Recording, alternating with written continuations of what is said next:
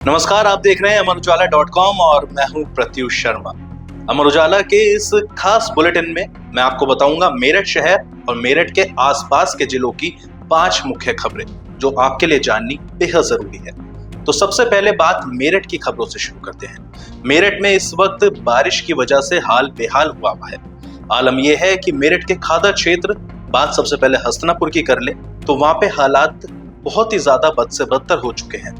हस्तिनापुर के बस्तौरा नारंग गांव में गंगा नदी का पानी बहुत ज्यादा उफान पर आ गया है, जिसकी वजह से जो गंगा का पानी है वो घरों में घुसने लगा है और लोग परेशान हो गए हैं। गुरुवार को राज्य मंत्री दिनेश खटीक प्रशासनिक अधिकारियों के साथ गांव में पहुंचे, लेकिन वहां पे गांव वालों ने राज्य मंत्री दिनेश खटीक का बहिष्कार करना शुरू कर दिया। जैसे ही राज्य मंत्री ने प्रशासनिक अधिकारियों से सामग्री बांटने की बात कही, यह सामग्री राहत सामग्री थी, जैसे ही राहत सामग्री बांटने की बात करी वैसे ही ग्रामीणों का गुस्सा फूट पड़ा। ग्रामीणों ने कहा कि उनको राहत सामग्री नहीं चाहिए, उनको जीवन चाहिए, उनको बचाने की कवायद शुरू की जाए। इसी के साथ ही दूसरी खबर सरूरपुर से है। सरूरपुर के हर्रा कस्बे में बुधवार को एक दर्दनाक हादसा हुआ था।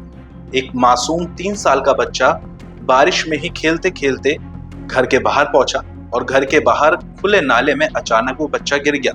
24 घंटे से ज्यादा बीत चुके हैं। गुरुवार है, लेकिन अभी तक भी उस 3 साल के मासूम का कोई सुराग नहीं लग सका है।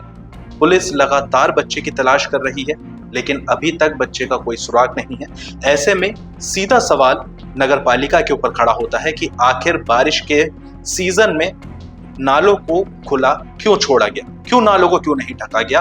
एक बड़ा सवाल यहाँ पे नगर पालिका सरूरपुर और सदना के ऊपर खड़ा हो रहा है। दूसरी बड़ी खबर देवबंद से है। देवबंद की त्रिवेणी शुगर मिल के कौजन पावर प्लांट में अचानक आग लग गई। आग लगने की वजह बिजली बनाने में इस्तेमाल होने वाली खोई पाई गई है। खोई में अचानक धुआं उठता दिखाई दिया, जिसके बाद आग ने विकराल रूप धारण कर लिया। जैसे ही आग लगी, मिल में काम करने वाले कर्मचारियों ने वहां से भागकर अपनी जान बचाई।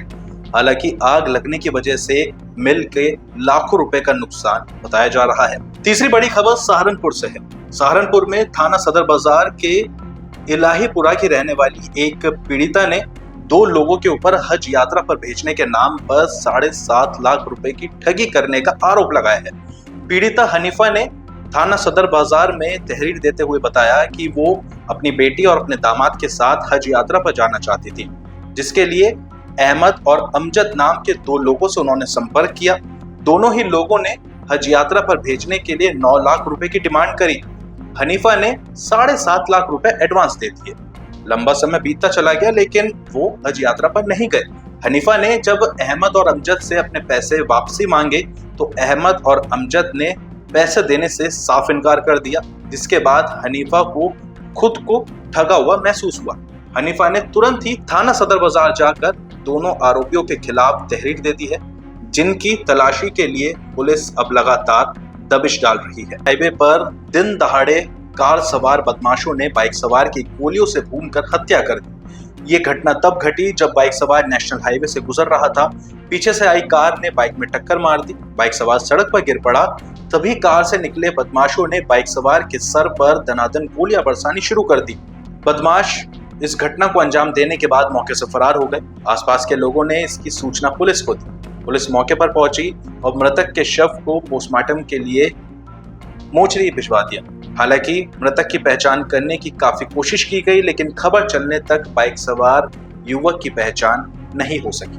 5वीं बड़ी खबर बिजनौर से है। बिजनौर में एक ऐसा हादसा हुआ जिसने पूरे परिवार की खुशियां छीन, पूरे परिवार में मातम छा दिया। दरअसल मंडावर थाना क्षेत्र के करीमपुर नंगली के रहने वाले खूबचंद अपनी पत्नी सरिता और अपने 7 साल के बेटे अक्की के साथ नुमाइश देखकर वापसी लौट रहे थे।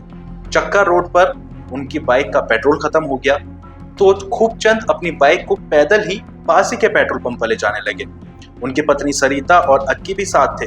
तभी पीछे से आई क्रेन ने उनकी पत्नी सरिता और अक्की के टक्कर मार दी। टक्कर इतनी जोरदार थी कि सरिता और अक्की मौके पर ही गंभीर रूप से घायल हो गए। आसपास के लोगों ने तुरंत ही उनको अस्पताल में भर्ती कराया, जहां डॉक्टर्स ने 7 साल के अक्की को मृत घोषित कर दिया।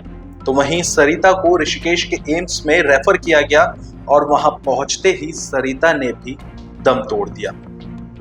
घर में 2 मौत होने से परिवार में और गांव में मातम पसरा हुआ है। तो आज के बुलेटिन में ये 5 मुख्य खबरें थी। कल एक बार फिर मुलाकात होगी मेरठ शहर और आसपास के जिलों के साथ। मुख्य खबरों के साथ आप लोगों के सामने पेश होंगी वो 5 मुख्य खबरें जिनको जानने के लिए आपको भी रहेगा बेसब्री से इंतजार। तब तक के लिए मुझे दीजिए इजाजत। नमस्कार। अगर आप ये वीडियो YouTube पर देख रहे हैं तो हमारे चैनल को सब्सक्राइब कर बेल आइकन दबाएं और Facebook पर देख रहे हैं तो हमारे पेज को लाइक करें।